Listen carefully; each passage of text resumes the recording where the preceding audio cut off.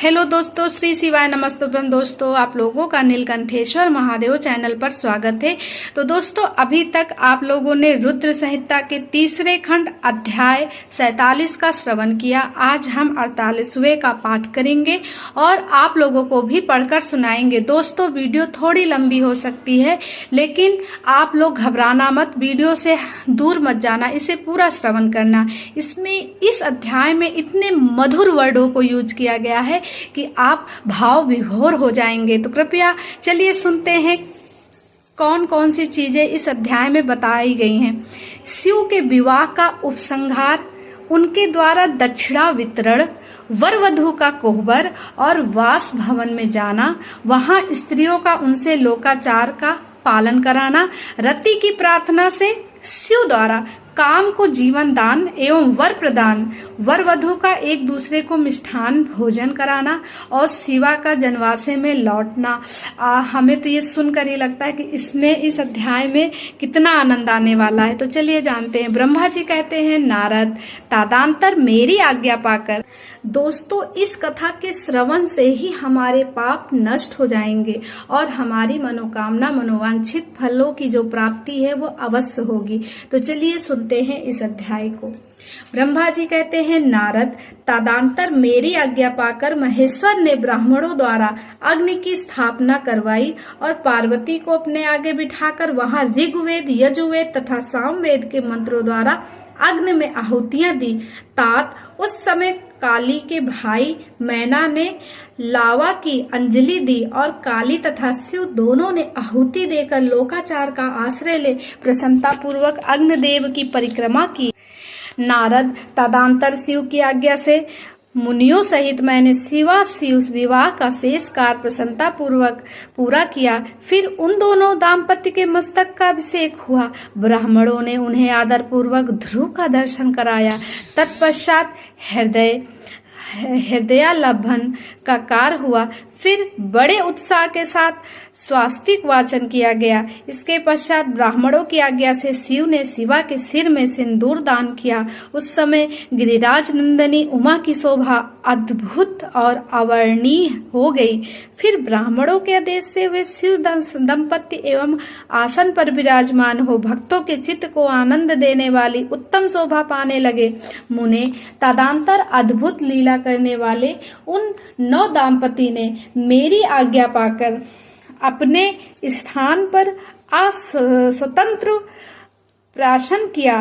इस प्रकार विधि पूर्वक उस विवाह यज्ञ के पूर्ण हो जाने पर भगवान शिव ने मुझे लोक दृष्टा ब्रह्मा को पूर्ण पात्र दान किया। फिर शंभु ने आचार्य को गोदान किया। मंगलदायक जो बड़े बड़े दान बताए गए हैं वे भी हर्ष संपन्न किए।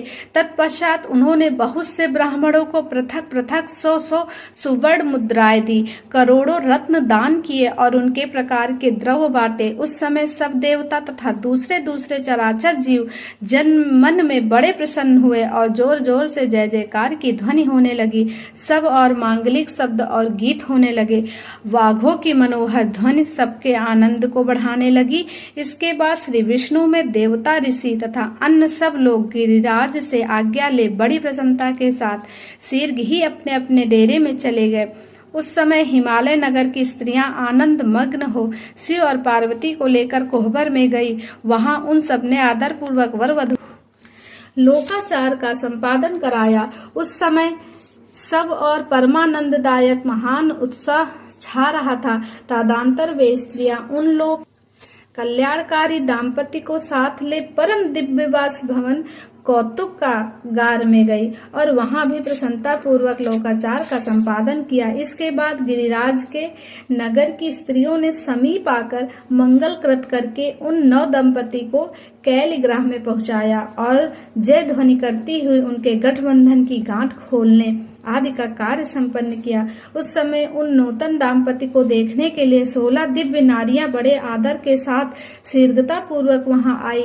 उनके नाम इस प्रकार हैं: सरस्वती, लक्ष्मी, सावित्री, गंगा, अदिति, सची, लोपामुद्रा, अरुंधति, अहल्या, तुलसी, स्वाहा, रोहिणी पृथ्वी सतरूपा संज्ञा तथा रति ये देवांगनाएं तथा मनोहारी देव कन्या, नाग कन्या और मुनि कन्याएं भी वहां आ पहुंची। वहां जितनी स्त्रियां उपस्थित थीं, उन सब की गणना करने में कौन सामर्थ है। उनके दिए हुए रत्नमय सिंहासन पर भगवान शिव प्रसन्नता पूर्वक बैठे। उस समय उन्होंने शिव से नाना प्रकार की विनोदपूर्ण बातें कही। तदंतर प्रसन्नचित्त हुए महेश्वर ने अपनी पत्नी के साथ मिष्ठान भोजन और आचमन करके कपूर डाला हुआ पान खाया। इसी अवसर पर अनुकूल समय जान प्रसन्न हुई रति ने दीन वत्सल भगवान शंकर से कहा, भगवान पार्वती का पाणी ग्रहण करके आपने अत्यंत दुर्लभ सौभाग्य प्राप्त किया। बताइए, मेरे प्राणनाथ को जो सर्वदा स्वार्थ रहित थे, आपने क्यों भस्म कर डाला। अब यहाँ मेरे पति को जीवित कीजिए और अपने अंतःकरण में काम संबंधी व्यापार को जगाइए। आपको और मुझको जो समान रूप से वियोग जनित संताप हुआ है, उसे दूर कीजिए। महेश्वर, आपके इस विवाह उत्सव में सब लोग सुखी हुए हैं, केवल मैं ही अपने पति के बिना दुख में डूबी हुई हूँ।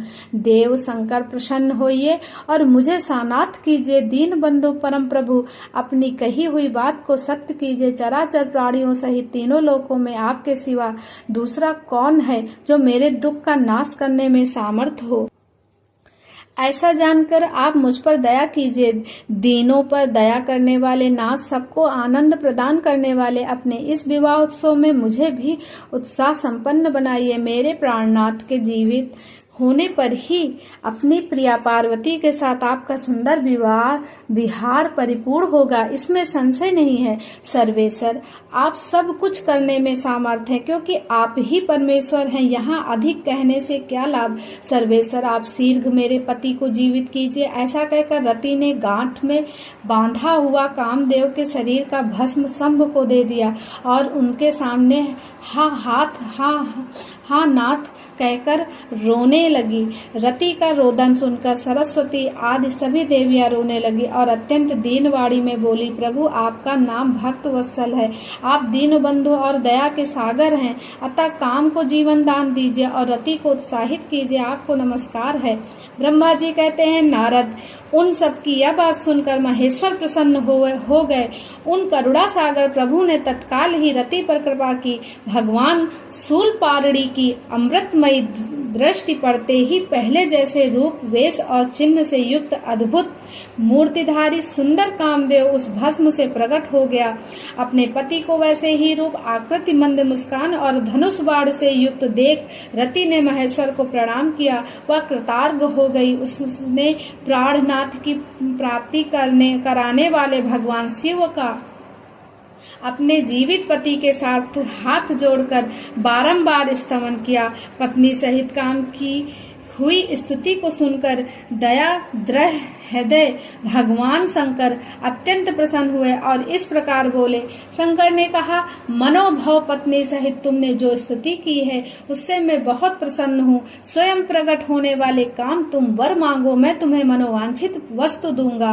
शंभु का यह वचन सुनकर कामदेव महान आनंद में निमग्न हो गया और हाथ जोड़ मस्तक झुकाकर गदगद वाणी में बोला।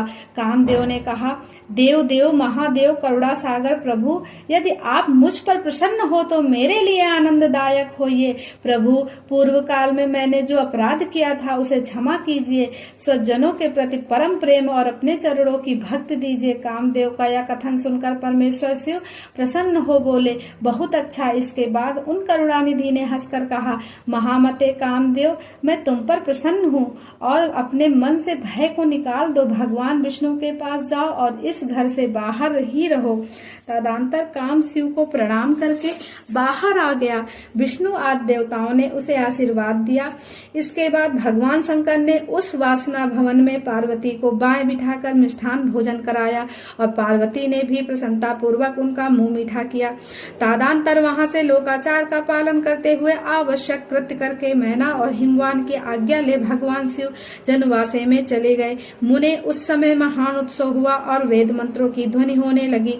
लोग चारों प्रकार के बाजे बजाने लगे। जनवासे में अपने स्थान पर पहुंचकर शिव ने लोकाचार वश मुनियों को प्रणाम किया। श्री हरि को मुझे भी मस्तक झुकाया। फिर सब देवता आदि ने उनकी वंदना की। उस समय वहां जय जयकार, नमस्कार तथा समस्त विघ्नों का विनाश करने वाली शुभदायिनी वेद ध्वनि भी होने लगी। इसके बाद मैंने भगवान विष्णु ने तथा इंद्र, ऋषि और सिद्ध आदि ने भी शंकर जी की स्तुति की। गिरिराज नायक महेश्वर की स्तुति करके वे विष्णु आदि देवता प्रसन्नता पूर्वक उनकी यथोचित सेवा में लग गए। तत्पश्चात लीला पूर्वक शरीर धारण करने वाले महेश्वर शंभु ने उन सबको सम्मान दिया। फिर उन परमेश्वर की आज्ञा पाकर वे विष्णु आदि देवता अत्यंत प्रसन्न हो अपने अपने विश्राम स्थान को गए। तो दोस्तों यहीं पर 48 अध्याय संपूर्ण समाप्त हुआ। अब इसके आगे की कथा हम जानेंगे 39वें और 41वें अध्याय में। तब तक के लिए श्री शिवाय नमस्तुभ्यम। दोस्तों अगर ये शिव महापुराण की कथा अच्छी लगी हो तो चैनल को सब्सक्राइब करें, लाइक करें, शेयर करें और कमेंट बॉक्स में हर हर महादेव अवश्य लिखें। श्री शिवाय नमस्तुभ्यम।